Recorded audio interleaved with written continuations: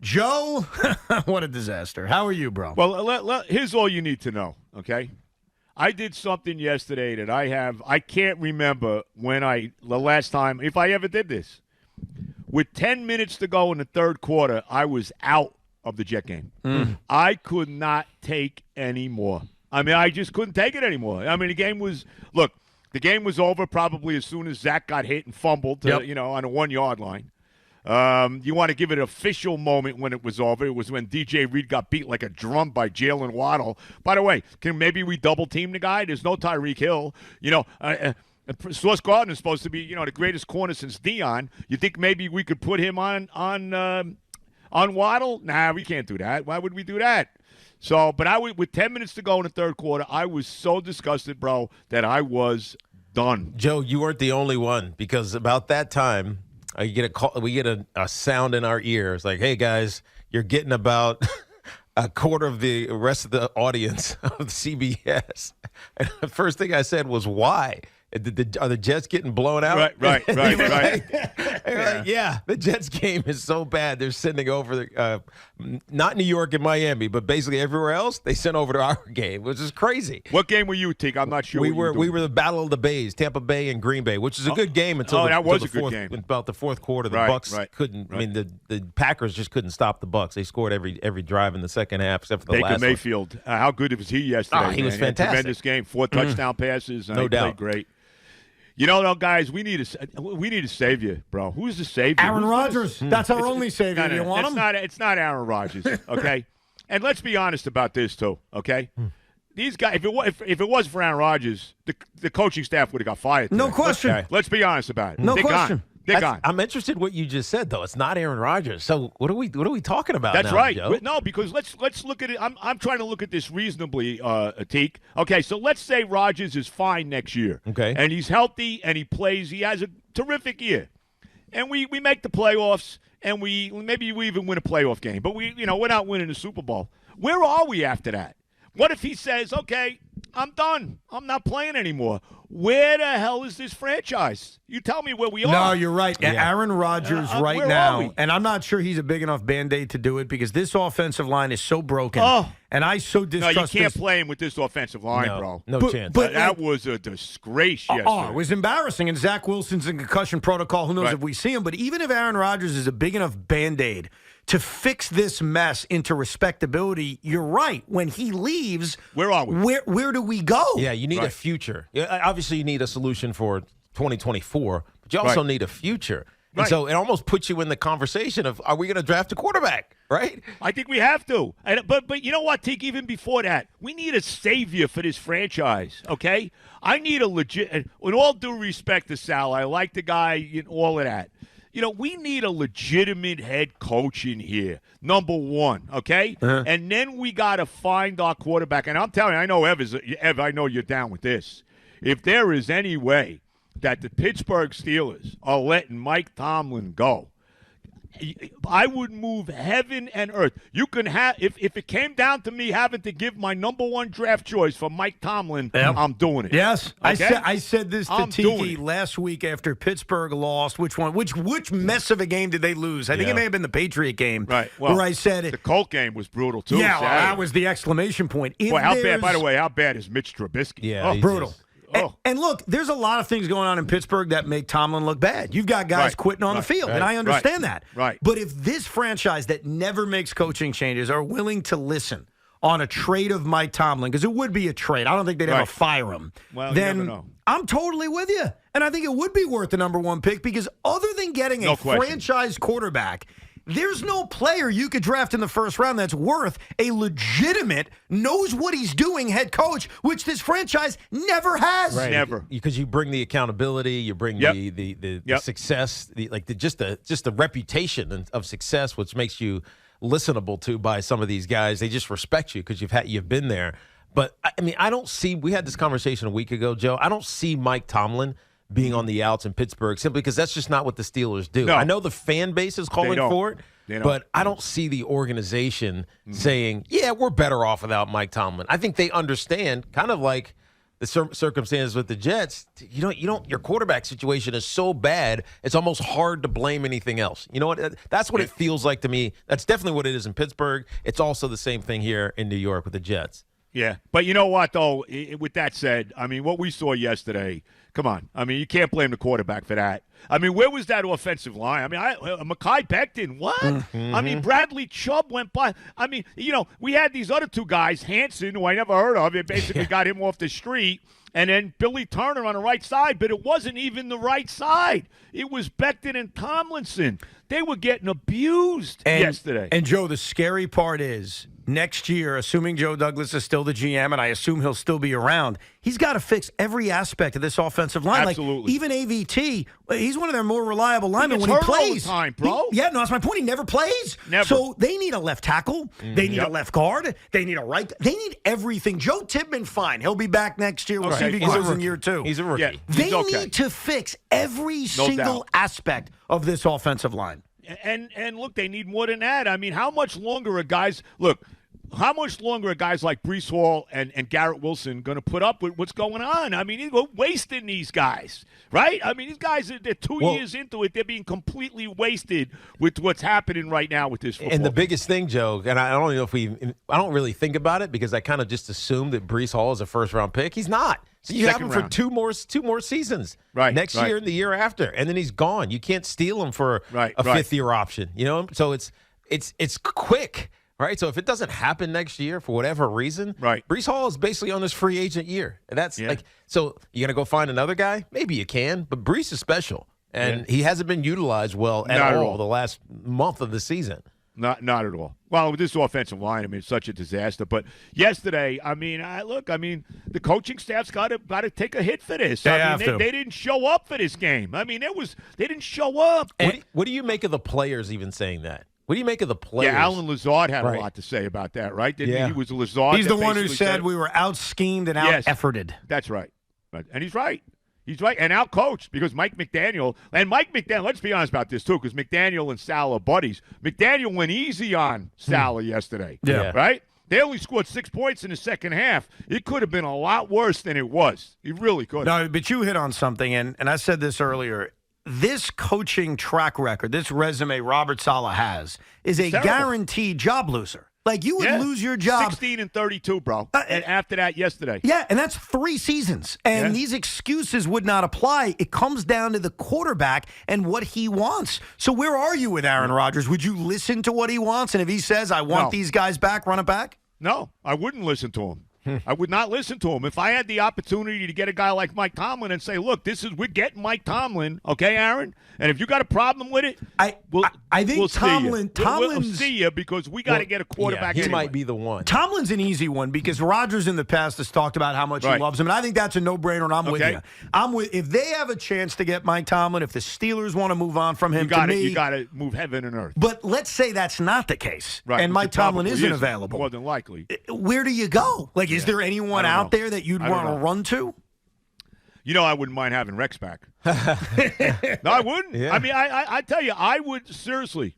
Rex and Mike Tannenbaum back together again. That's interesting. Wouldn't be the worst thing. And I'll tell you right now, you notice, Rex would run back here to coach this team. Yes. He's got such a chip on his shoulder that he'd have to. I don't know if he'd need a wheelbarrow to bring the chip with him. Okay? I mean, how long has it been, Joe? 2014 was his last year. So I mean, that's some time, man. That's his last year with the Jets. Yeah, because he goes to Bills for a few years. He went to Buffalo. How long was he? How long was 2 years in Buffalo? Yeah, I think 2 years. Right. So that's 7 years he hasn't coached. So it's a.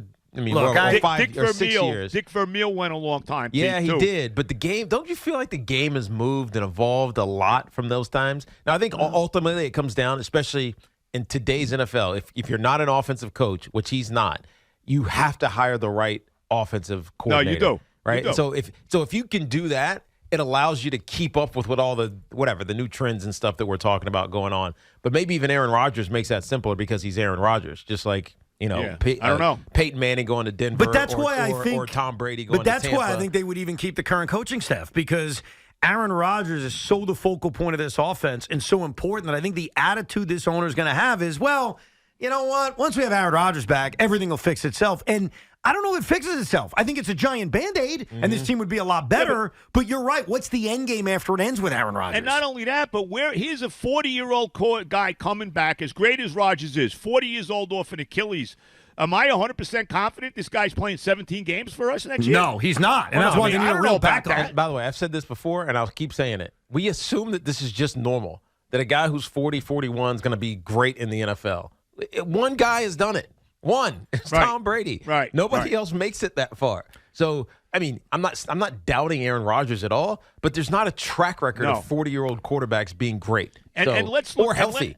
And let's look at the year. This year is all about backup quarterbacks. I know. I mean, you're watching these games. I'm watching. I mean, every time I turn around, I'm looking at Gardner Minshew. I'm looking at him. Right? Jake Browning. You're looking at Mitch Trubisky. You're looking at this guy Mullins now in Minnesota after they bench Josh Dobbs. I mean, we could go on and on. You're looking at Joe Flacco in Cleveland. Oh my God. He wasn't great, but he did enough to win. He threw 3 picks yesterday. Yeah, by the way, 3 picks, but he just threw some bombs. He had a couple of bombs that just hit.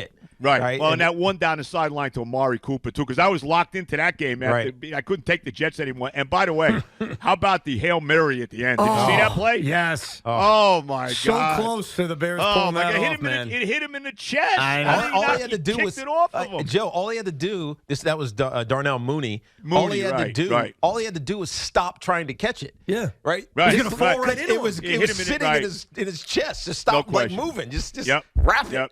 I don't think. And that resulted in an interception, by the way. Right. Crazy. I don't think things would have played out differently, but reportedly Joe Flacco called the New York Jets, and the Jets said, "No, we're good.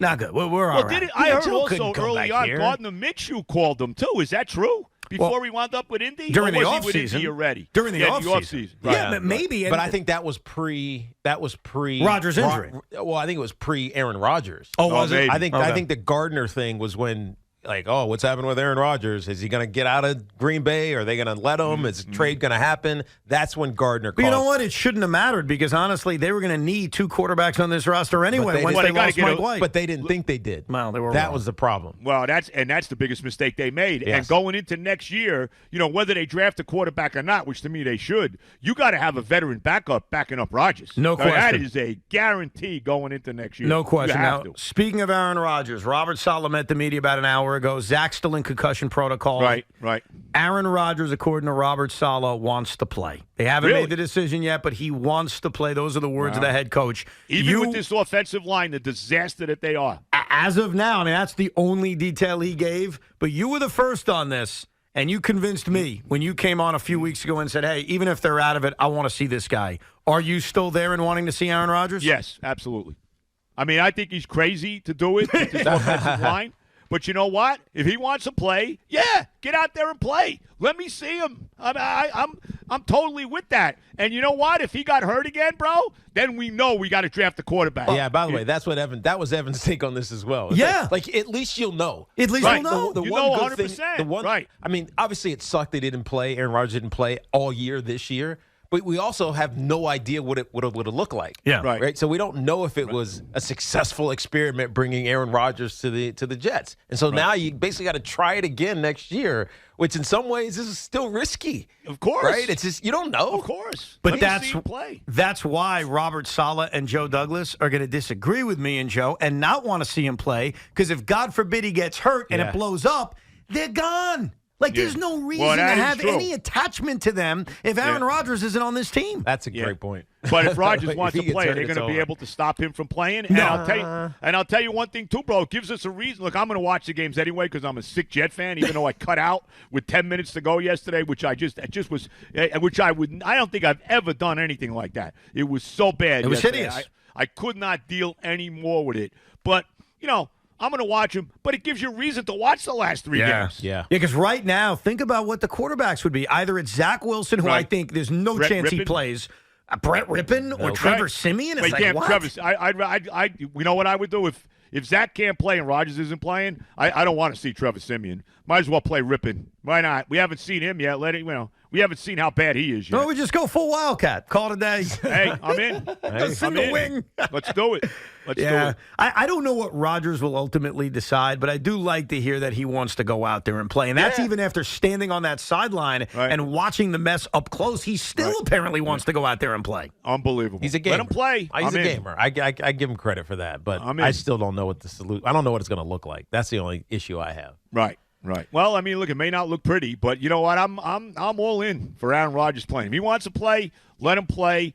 Like I said, like we just said, look, if he gets hurt, we know what we got to do going into the UF season. I had mentioned this flippantly a few weeks ago, and I gave it more thought as a Jet fan, and you've been around a hell of a lot longer than I have. You've seen it all. I'm telling you, man. Is this pound for pound like the worst season in Jet history? There's no doubt. I said this earlier on my podcast. This is the worst. With all the hoopla about Aaron Rodgers, with this bill of goods that we was sold in the off season, and we're all delirious and hard knocks and all of that, the fact that 4 plays into it, this guy is done for the year.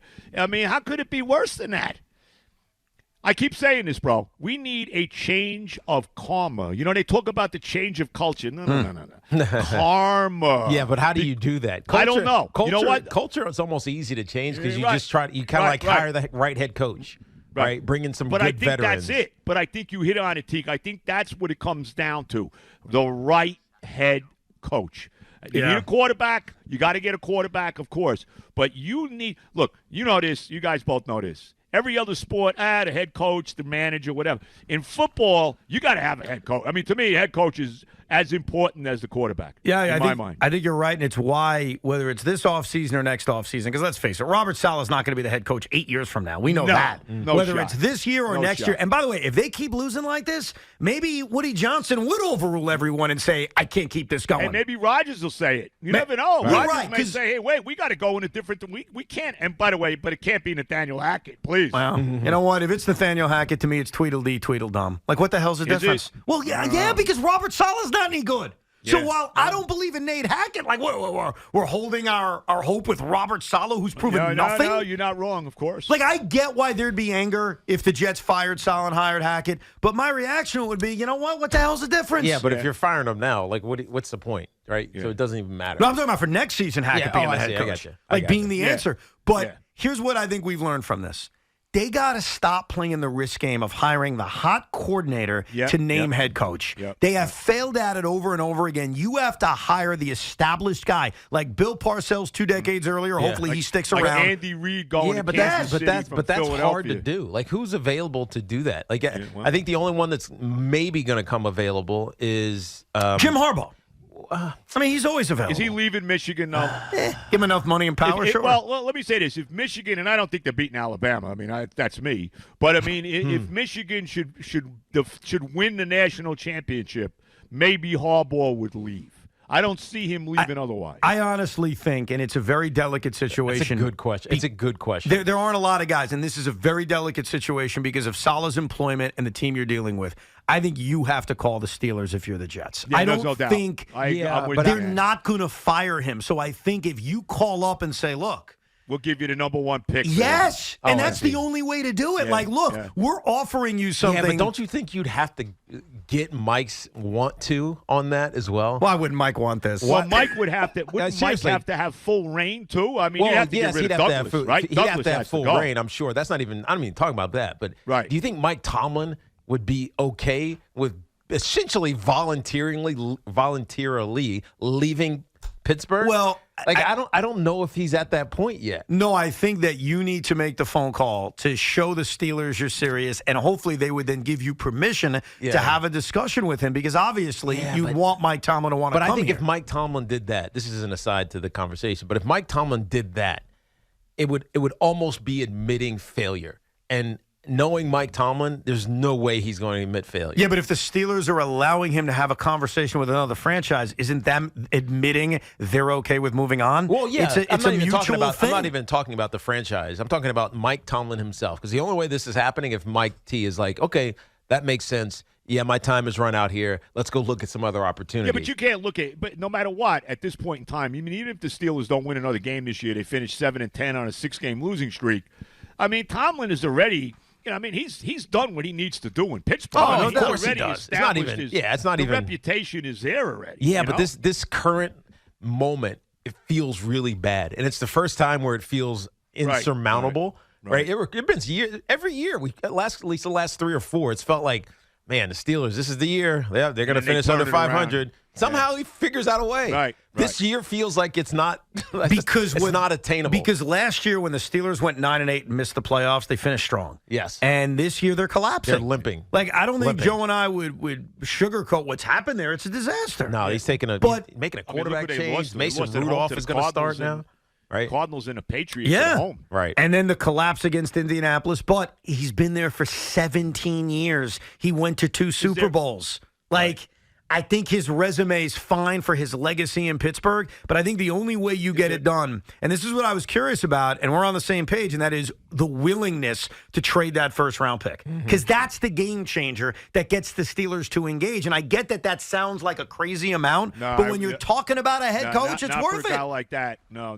Let me ask you. I'm going to ask Tiki this because I want to get your take on this, Tiki. So, is it possible that Tomlin would say, okay, I mean, is there an appeal to a guy like Tomlin to come to this woebegone franchise, okay, and to turn it around? Right.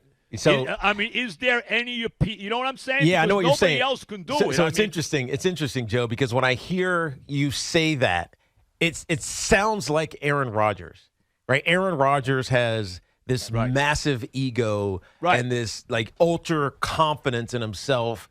And he delivers it very subtly, but you feel it, right?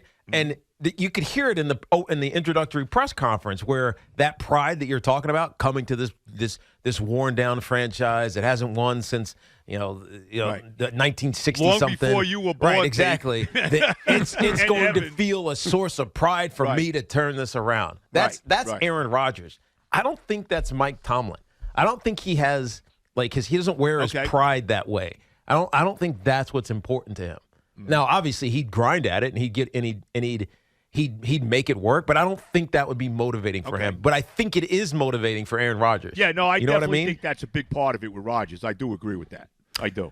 I think that if the Steelers are willing to move on from Mike Tomlin, he's going to want to work again. And he's definitely. What is he? He's young. What's 52, 52? Now, he could take a year or two off and do broadcasting, and he'd be damn good at it. By the way, when you leave a place after so long, you probably should take a year off. Yeah, right. I get that. You just need to reset yourself. So that's fine. You know what, Teak? That's fine. You could take a year off, and we'll see what happens with Rodgers next year. Yes. And then he could come in and take over the franchise. There you go. That's the most ideal situation. That plan might work. It's true because, look, the Jets are going to have to hire a new head coach soon, whether it's this year, next year, or the year after. We all know this. So if they're going to hire a new head coach. Unless they're in the AFC Championship game. Okay, wow. Sure.